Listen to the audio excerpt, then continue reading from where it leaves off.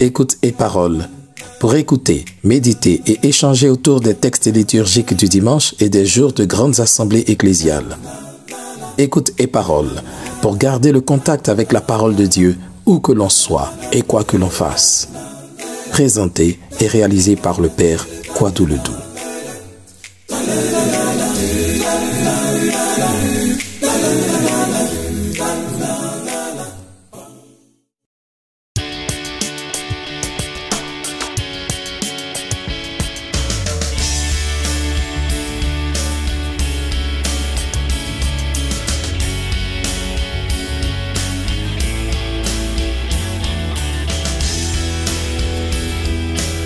Dimanche 10 septembre 2023, 23e dimanche ordinaire A. Lecture du livre du prophète Ézéchiel, chapitre 33, versets 7 à 9. La parole du Seigneur me fut adressée. Fils d'homme, je fais de toi un guetteur pour la maison d'Israël. Lorsque tu entendras une parole de ma bouche, tu les avertiras de ma part. Si je dis au méchant, tu vas mourir, et que tu ne l'avertisses pas, si tu ne lui dis pas d'abandonner sa conduite mauvaise, lui, le méchant, mourra de son péché, mais à toi, je demanderai compte de son sang. Au contraire, si tu avertis le méchant d'abandonner sa conduite et qu'il ne s'en détourne pas, lui mourra de son péché, mais toi, tu auras sauvé ta vie. Parole du Seigneur.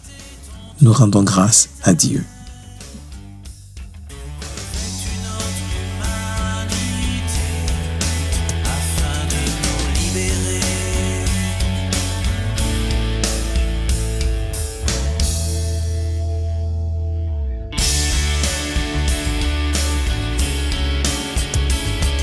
Psaume 94. Aujourd'hui, ne fermez pas votre cœur, mais écoutez la voix du Seigneur.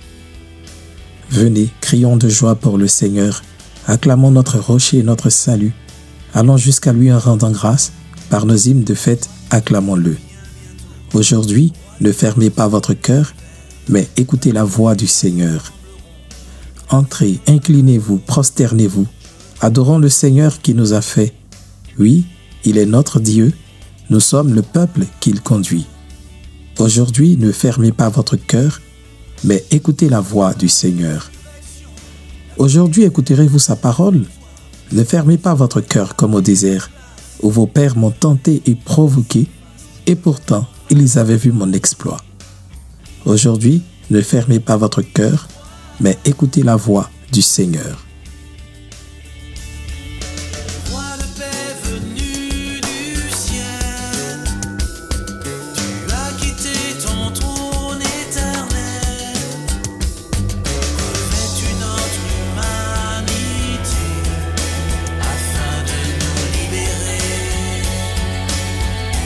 Lecture de la lettre de Saint Paul apôtre aux Romains, chapitre 13, versets 8 à 10. Frères, n'ayez de dette envers personne, sauf celle de l'amour mutuel, car celui qui aime les autres a pleinement accompli la loi.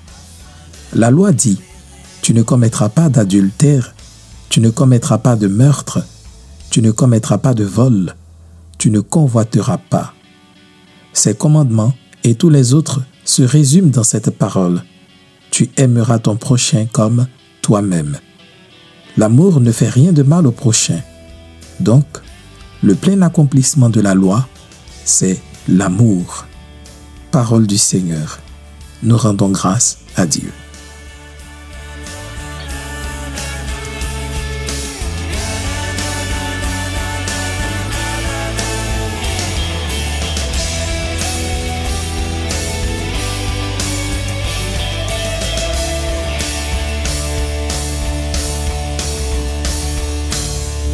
Évangile de Jésus-Christ selon saint Matthieu, chapitre 18, versets 15 à 20.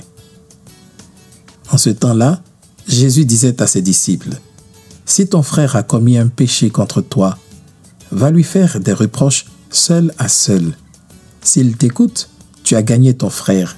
S'il ne t'écoute pas, prends en plus avec toi une ou deux personnes afin que toute l'affaire soit réglée sur la parole de 2 ou 3 témoins. S'il refuse de les écouter, dis-le à l'assemblée de l'Église. S'il refuse encore d'écouter l'Église, considère-le comme un païen et un publicain. Amen, je vous le dis. Tout ce que vous aurez lié sur la terre sera lié dans le ciel, et tout ce que vous aurez délié sur la terre sera délié dans le ciel. Et pareillement, Amen, je vous le dis. Si 2 d'entre vous sur la terre se mettent d'accord pour demander quoi que ce soit, ils l'obtiendront de mon Père qui est aux cieux. En effet, quand 2 ou 3 sont réunis en mon nom, je suis là, au milieu d'eux. Acclamons la parole de Dieu. Louange à toi, Seigneur Jésus.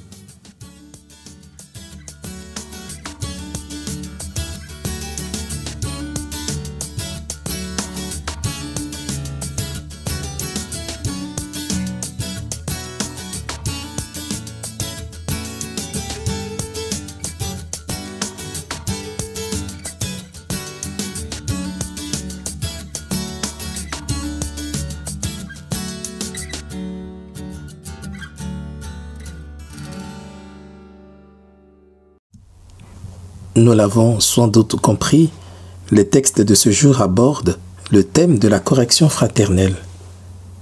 La correction fraternelle est une bonne chose pour ceux qui vivent en frères, en époux, en famille. Elle est même un devoir de charité et de vérité envers le prochain. Notre salut en dépend. Nous l'avons entendu dans la première lecture. Certes, aimer, c'est ne pas faire de mal aux autres. Beaucoup parmi nous s'y attellent et font tout pour ne pas blesser ou heurter. C'est une très bonne chose. Néanmoins, aimer, c'est davantage faire du bien aux autres, donner, pardonner. La correction s'inscrit dans cette dynamique de pardon et de réconciliation. La correction fraternelle n'a rien à voir avec la plupart des compréhensions que nous en avons. Dénonciation publique pour humilier, reproches ou ripostes dans le cadre de disputes pour faire comprendre à l'autre qu'il ne vaut pas mieux que nous, discours moralisateurs. Tout cela fait plus de mal que de bien. Tout cela divise plus qu'il ne réconcilie. Jésus ne nous a pas établis en juges moralisateurs de nos frères et sœurs, toujours prêts à leur reprocher leur conduite mauvaise. Il nous a plutôt établis en ministres de la réconciliation, car son esprit est un esprit de réconciliation. C'est lui qui nous réconcilie au Père et nous soustrait au châtiment. Par conséquent, la correction fraternelle est une initiative de réconciliation pour préserver la communion avec Dieu et avec le prochain. Corriger son prochain, c'est l'encourager à constituer avec soi une communion de personnes tournées vers le bien.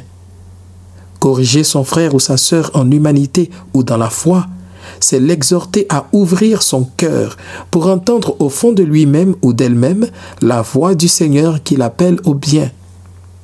Autrement dit, c'est l'inviter à répondre à sa vocation originelle, puisque, après avoir tout créé, Dieu vit que cela était très bon. Lorsque l'on prie avec ses frères et sœurs dans la chair comme dans la foi, il est nécessaire de conserver avec eux la communion spirituelle afin que cette prière soit efficace.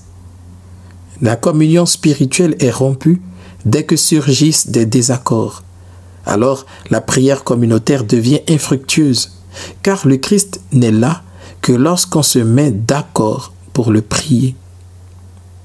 Tout ce que vous aurez lié sur la terre sera lié dans le ciel, et tout ce que vous aurez délié sur la terre sera délié dans le ciel. La mission est donc claire, sauver la communion. Ce que Jésus nous invite à faire, c'est d'oser dire à son frère ou à sa sœur qu'il ou elle nous a blessés par ses paroles ou par son attitude, qu'il ou elle a fait mal et que cela met à mal notre communion. Ce n'est pas dans l'intention de le juger ou de la juger, mais plutôt de gagner son frère ou sa sœur, autrement dit, de sauver la communion. C'est pourquoi on peut s'autoriser à faire appel à d'autres membres de la communauté pour exhorter l'autre à préserver la communion. Autrement dit, je ne dois m'engager à corriger l'autre que si je suis prêt à lui pardonner, à me réconcilier avec lui. La correction fraternelle est déjà un langage de pardon et de réconciliation. Si le Christ nous autorise ou nous enjoint même de faire des reproches, c'est dans l'unique mesure où nous parlerons le seul langage qu'il a mis sur nos lèvres, la parole de réconciliation. Il faut être réaliste. Les obstacles à la réconciliation sont nombreux et très difficiles à surmonter, car pour se réconcilier, il faut être deux. Certains blocages sont de notre fait. Ils sont liés à notre tempérament renfermé ou introverti, à notre orgueil, à notre peur d'être blessé ou rabroué. D'autres obstacles sont extérieurs à nous. Ils réfrènent notre élan. Il peut s'agir de la fermeture de l'autre à toute démarche de correction, donc de réconciliation, ou d'une désagréable atmosphère de provocation et de défi perpétuel. Le plus important, c'est d'accomplir en toute conscience sa part pour n'avoir à l'égard de l'autre aucune dette. Dieu se charge du reste. Quoi qu'il en soit, seul Jésus peut nous donner la force de surmonter nos blessures, nos désaccords et nos divisions. C'est lui le réconciliateur par excellence. Appelons-le chaque fois au secours et laissons-nous conduire par lui. Écoute et parole vous a été présenté par le Père Kwadou Ledoux. Si la parole de Dieu de ce jour vous a touché d'une façon particulière, n'hésitez pas à en faire l'écho à tous ceux et celles qui suivent ce podcast dans les commentaires.